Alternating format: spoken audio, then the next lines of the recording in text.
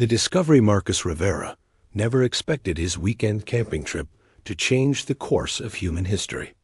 As a maintenance engineer for the local radio telescope array, he was used to dealing with strange signals and equipment malfunctions. But when his hiking boots stumbled over something metallic, buried beneath decades of fallen leaves in the Oregon forest, everything changed. The object was unlike anything he had ever seen. About the size of a basketball, it pulsed with a soft, blue light that seemed to respond to his touch. Strange symbols covered its surface, shifting and changing like living text. Marcus felt drawn to it, as if some invisible force was pulling him closer. "What the hell are you?" he muttered, brushing dirt from its smooth surface. The moment his palm made full contact with the device, the world exploded into light. Marcus felt his consciousness expand beyond his body, beyond Earth itself. Images flooded his mind. Vast starships crossing the void between galaxies, alien civilizations rising and falling, and somewhere in that cosmic dance, a desperate search for something lost. When the visions ended, Marcus found himself lying on the forest floor, the mysterious object now dormant in his hands. But he was no longer alone. A figure stood before him, tall and graceful, with skin that shimmered like moonlight on water. Her eyes were large and silver, and her features were hauntingly beautiful, yet clearly not human. Most striking of all were the delicate, translucent wings that folded against her back. "You have awakened the beacon of Zephyr," she said, her voice like wind chimes in a gentle breeze. "I am Lyrale of the Ethereal Collective. We have searched for this artifact for 3,000 years. Marcus scrambled to his feet, his mind reeling. "Aliens, you're actually aliens." Lyrale studied him with those silver eyes, and something shifted in her expression. Recognition, wonder, fear. "The prophecies spoke of this moment," she whispered, and then, to Marcus's complete shock, she dropped to one knee before him.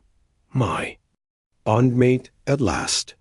"Whoa, hold on," Marcus said, backing away. "Bondmate? I don't even know what that means." "The beacon chooses only one human in each generation," Lyrale explained, rising gracefully. "One whose genetic pattern matches this ancient covenant between our peoples. You carry the bloodline of the first contact, Marcus Rivera. Your ancestors made a sacred pact with mine long ago." Marcus stared at the alien woman, his rational mind struggling to process what was happening. "My ancestors? First contact? This is insane.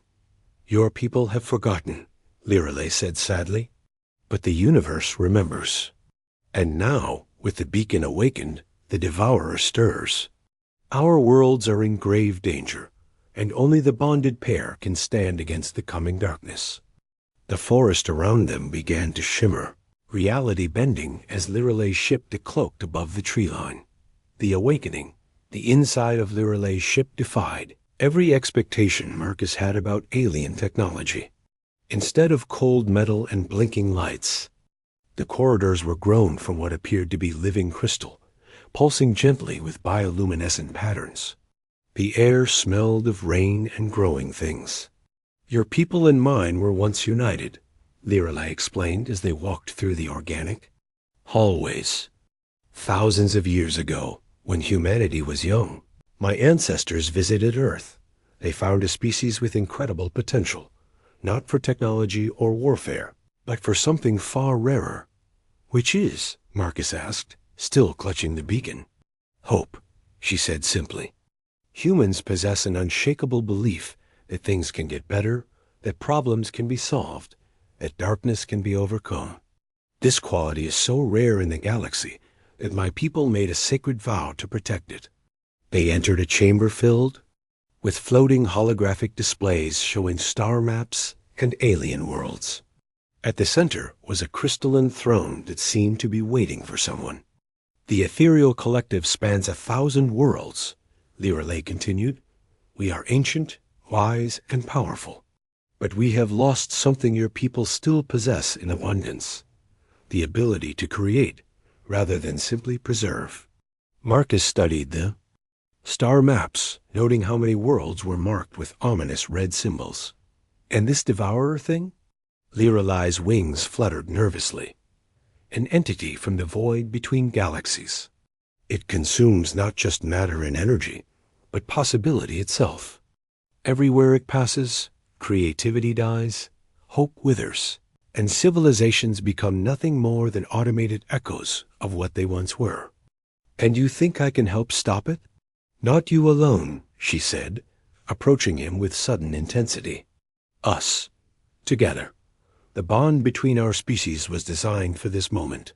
When an ethereal and a human join their essences, something new is created, something the devourer cannot consume or corrupt. Marcus felt the beacon grow warm in his hands. What exactly does this bonding process involve? Liralay touched his face gently, her fingers cool against his skin. A merging of minds, hearts and souls. You would retain your humanity, but gain access to our knowledge and abilities. I would gain your creativity and hope. Together, we become something neither species could achieve alone. And if I say no, then the devourer reaches Earth in approximately 6 months, and your people join the countless civilizations that have become hollow shells of their former selves. Marcus closed his eyes, feeling the weight of an entire species' future on his shoulders. When he opened them again, he saw not just an alien asking for help, but a being whose very existence depended on his choice. If we do this, he said slowly, what happens to us? Do we stay human and ethereal, or become something else entirely? We become the first of a new kind, Liralay whispered, the bridge between what was and what could be. Marcus looked at the star maps again, imagining all those worlds falling to emptiness and despair. Then he thought of Earth, of his sister's laugh, of children playing in parks, of artists creating beauty from nothing. Okay, he said, let's save the galaxy. The bonding chamber aboard Liralay's ship looked more like a garden than a laboratory. Crystalline trees grew from the floor and walls, their branches intertwining to form a natural alcove filled with soft, shifting light. Strange flowers bloomed and closed in rhythm with some unheard music. The bond cannot be forced, Liralay explained as they entered the chamber. It must be accepted willingly by both parties, or it will fail and likely kill us both. Marcus tried to calm his racing heart, encouraging. Any other cheerful details I should know about? Your human neural patterns are chaotic compared to ours, she said with what he was learning to recognize as a version of a smile. This makes the process more dangerous, but also more powerful. Human unpredictability is exactly what we need. To defeat the devourer, they moved to the center of the chamber, where 2 stone platforms faced each other, surrounded by glowing symbols that seemed to right themselves in the air. Tell me about your people, Marcus said, needing to understand who he was about to bond with. What are the ethereals like? Liralay settled gracefully onto her platform. We are old, Marcus. So old that we have forgotten what it feels like to be surprised. We value harmony, wisdom, and the preservation of beauty. But we have become static, content to maintain rather than create. Sounds peaceful. It is dying, she admitted.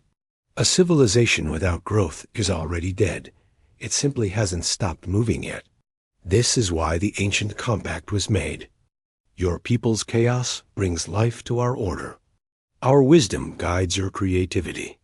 Marcus sat on his platform, the beacon resting between them and beginning to glow brighter. What will I see when we bond? Everything, Liralay said softly. My memories, my thoughts, the collective knowledge of my species. But more than that, you will feel what it means to think in harmony with the universe itself. And you'll get my messy human brain in return. Are you sure about this? I have been watching human transmissions for decades, she said. Your music, your art, your stories. Even your arguments and conflicts contain more life than anything my people have produced in centuries. Yes, I am sure. The beacon began to pulse, and Marcus felt something stirring in his mind. A presence, vast and ancient, reaching toward him with infinite gentleness. I can feel you, he whispered. And I you, Lirelei replied. Your thoughts are like lightning captured, in crystal, beautiful and terrifying. The bond deepened, and suddenly Marcus was experiencing existence through alien senses. He felt the gravitational dance of planets, heard the songs that stars sang to each other across the void, saw the intricate patterns that connected all life in the galaxy. But Lirelei was experiencing something equally profound. Through Marcus, she felt the messy, wonderful chaos of human emotion. The way humans could hold two contradictory ideas at once and somehow make them both true. The way they could look at a problem and imagine solutions that should be impossible. Oh, she gasped. Oh, this is what we lost. This is what it means to truly live. The beacon flared with brilliant light, and when it faded, they were changed. Marcus could feel Lirelei's presence in his mind, not intrusive but comforting, like having a wise friend always at his side. And Lirelei found herself filled with a burning curiosity about everything, a desire to explore and create that she had thought lost forever. How do you feel? She asked. Marcus grinned, power coursing through him like electricity. Like I could take on the universe and win. The first battle 3 days after the bonding, the Devourer's advanced scouts reached the outer edge of the solar system. Marcus and Lirelei, now sharing consciousness across the bond, felt the wrongness of their presence like a cold wind. They're not ships, Marcus said, studying the sensor readings aboard the ethereal vessel. They're more like ... infections. The Devourer does not build, Lirelei explained through their mental link. It corrupts and converts. Those were once exploration vessels from the Keth Imperium. Now they serve only entropy. Marcus watched the twisted forms on the screen. Ships that had been beautiful once, now covered in cancerous growths that pulsed with sick light. Even from this distance, he could feel their wrongness pressing against his mind. How do we fight something like that? We don't fight it, Lirelei said. We create something it cannot consume. Their bondage ship, a fusion of ethereal biotechnology and human innovation, moved toward the infected vessels. Marcus had suggested modifications that would have seemed impossible to the ethereals. Weapons that fired compressed possibility, shields that ran on hope itself, and engines powered by the human refusal to give up. Remember, Lirelei said as they approached the first scout, the Devourer feeds on despair and stagnation. It cannot process genuine creativity or irrational hope. Lucky for us, humans have both in abundance, Marcus replied, his hands dancing. Over controls that responded to thought as much as touch, the infected ship detected their approach and opened fire with weapons that tried to unmake reality itself. But the human-designed shields held, powered by Marcus's stubborn belief that they would work. Impossible, came a signal from the enemy ship, spoken in a voice that was once Keth, but now hollow and mechanical. You should not exist. You should not function, submit to order. Here's a human concept for you, Marcus broadcast back. Go to hell. He fired their first weapon, a missile that carried not explosives, but pure human imagination. The warhead contained compressed dreams, a child's drawing of impossible flowers, a composer's unfinished symphony, a poet's words about love conquering death. When it struck the infected ship, something extraordinary happened. The corruption began to peel away like rust being scrubbed clean. The original Keth vessel emerged, its crew blinking in confusion as their thoughts returned to them. What ... What happened to us? Came a new transmission, this one filled with genuine emotion. You got infected by cosmic depression. Marcus replied. "We're the cure." The battle that followed was unlike anything in galactic history. Each time the Devourer's servants fired weapons of entropy and despair, Marcus and Lirelei responded with salvos of creativity and hope. Their bonded abilities allowed them to literally weaponize human stubbornness and ethereal wisdom. "This is impossible," the enemy voices kept repeating as ship after ship was cleansed. "Order must prevail. Chaos must be contained." "You're right," Marcus said, as he and Lirelei shared a moment of perfect understanding. "This is impossible. That's what makes it human." By the battle's end, 12 infected ships had been restored to their original crews. The scouts of the Devourer fled back toward the void, carrying word of something that should not exist, a force. That made entropy itself retreat. "We did it," Lirelei said, wonder in her voice. "We actually did it." "This was just the beginning," Marcus reminded her. "The real Devourer is still coming." But for the first time in millennia, both their species felt something they had nearly forgotten: absolute certainty that they would win. The new empire 6 months later, the galaxy had changed forever. The victory over the Devourer's scouts had sent shockwaves across 1,000 worlds, and species that had hidden in fear for centuries began to emerge from their shells. Marcus stood on the bridge of humanity's first starship, watching as representatives from dozens of alien civilizations gathered in orbit around Earth.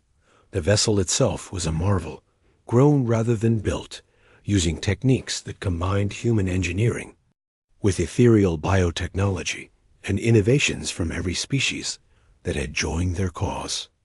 "The Terran Empire," he said, testing the words. "Has a nice ring to it."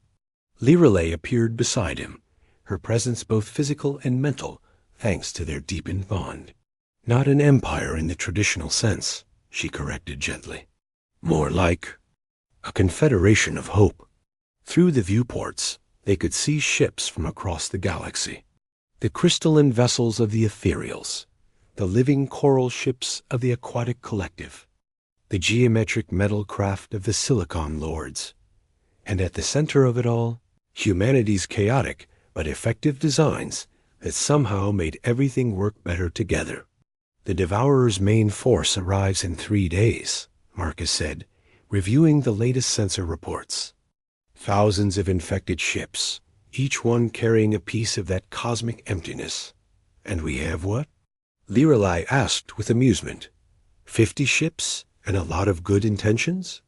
50 ships, a few billion humans who don't know when to quit, and allies who remember what it feels like to dream," Marcus corrected. "I like our odds." The bond between them had evolved beyond anything either species had imagined possible. They could share not just thoughts but abilities, allowing Marcus to access ethereal longevity and wisdom, while Lirelei gained human resilience and creativity. More importantly, their example had inspired others. Across the fleet, similar bonds were forming, not romantic necessarily, but deep connections between species that should have been incompatible. The result was a fusion of capabilities that was proving to be exactly what the galaxy needed. "Sir?" came a voice from the communication station. "We're receiving a transmission from the Devourer's fleet." "Put it through," Marcus ordered. The screen filled with an image of perfect emptiness, not darkness, but the absence of possibility itself. When it spoke, its voice was the sound of civilizations dying. "Impossible things," it said. "You create impossible things. This cannot be permitted." "See, that's where you're wrong," Marcus replied, standing straighter.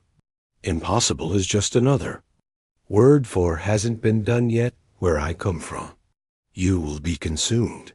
Your chaos will be ordered. Your hope will become despair." "Good luck with that," Marcus said, and cut the transmission. He turned to address the fleet, knowing his words would reach every ship in their coalition.